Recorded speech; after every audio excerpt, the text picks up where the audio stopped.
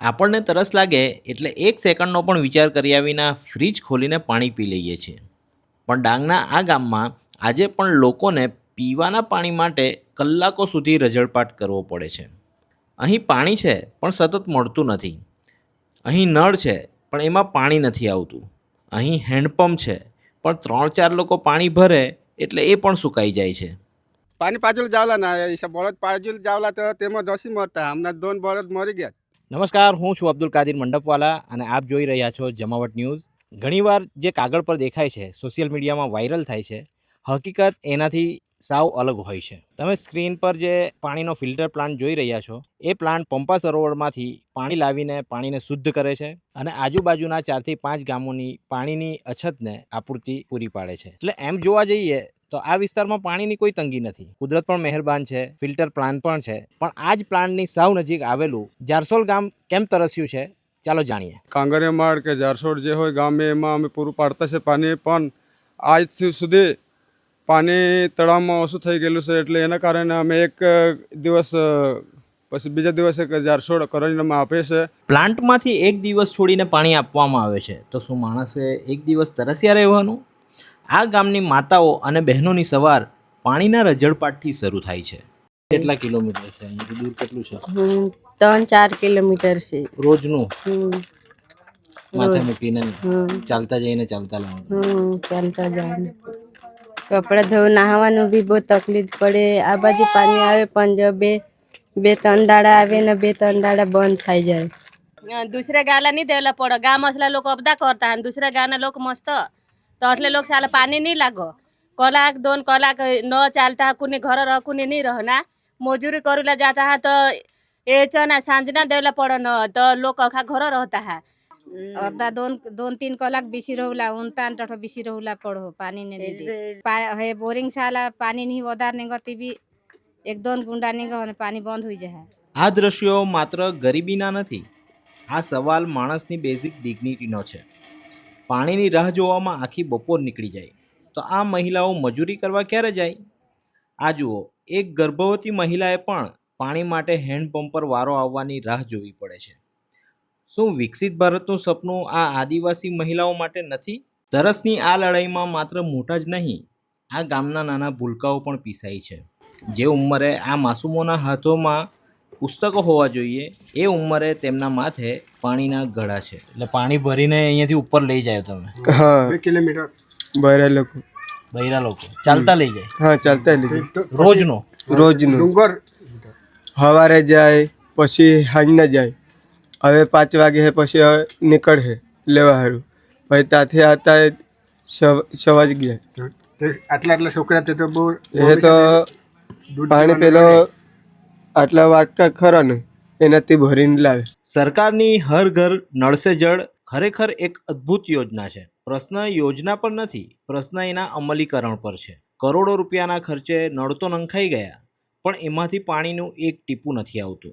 Pipeline ક્યારે નખાય? 4 વર્ષ થઈ ગયા. 4 વર્ષ થઈ ગયા. ત્યાર પછી કેટલા ટાઈમ પાણી આવેલું? 8 દાડા ચાલેલું, બસ પછી ચાલ્યું નહીં. મતલબ ખાલી 100 પૂરતું જ? હા, 100 પૂરતું જ.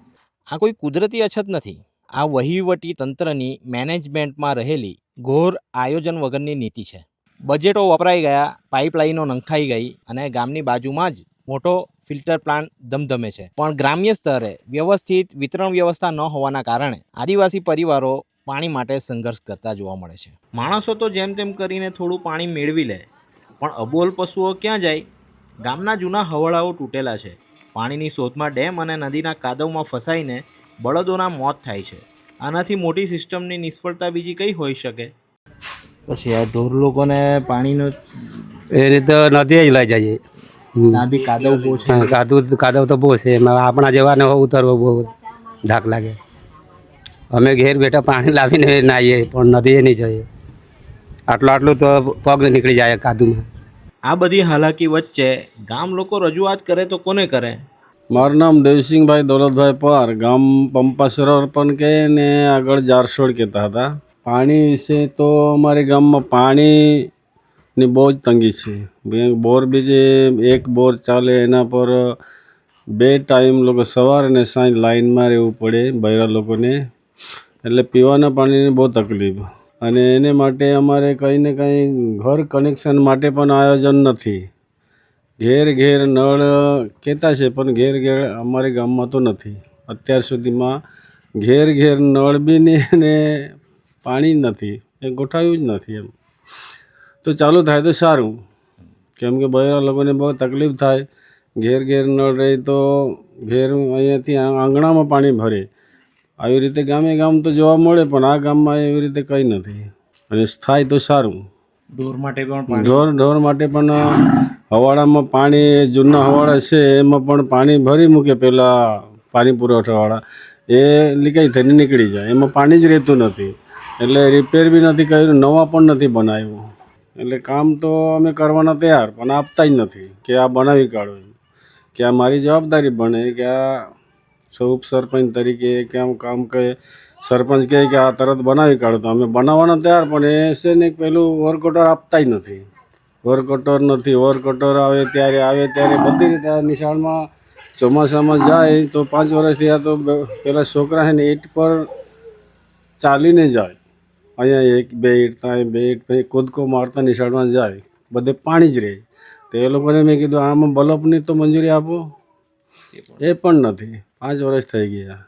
એ અમારામાં આવતું નથી. એ જલ સે નલ એટલે એ વાસમાવાળાનો પ્રશ્ન છે, એ અમારો પ્રશ્ન નથી. અમારે ટાંકી સુધી પાણી ભરવાની જવાબદારી, ટાંકી સુધી પહોંચવાની જવાબદારી અમારી છે, અને બાકી ગામમાં જલ સે નલ એ વાસમાવાળાની જવાબદારી. આ આખી સમસ્યાનું મૂળ શું છે? રજૂઆતો તો ઘણી થઈ પણ તંત્રના બહેરા કાને લોકોનો અવાજ પહોંચતો જ નથી. સાંભળો આ ગામના યુવાનની વેદના. ભણાવી તો દીધું પણ પાણી જ નથી આવ્યું. કનેક્શન બધું તોડફોડ કરી નાખ્યું, એ લોકોએ બધું આપ્યું જ નથી. કોણે તોડફોડ કરી? હવે રસ્તો બનાવતા હતા એ લોકોએ, પછી આ પાણી પુરવઠાવાળાએ કનેક્શન આપ્યો હતો ત્યાં હું પછી બંધ કરી દીધું પહેલાં. પછી ત્યારથી પછી બંધ જ છે બધું, ઘર કનેક્શન બધું. ચકલીને બધું બનાવેલું છે ત્યાં છે પણ એ બધું એમ જ છે. એટલે કનેક્શન છે, પછી વાસમો છે, પછી ટાંકીઓ બનાવી મૂકેલી છે પણ કંઈ કામનું જ નથી.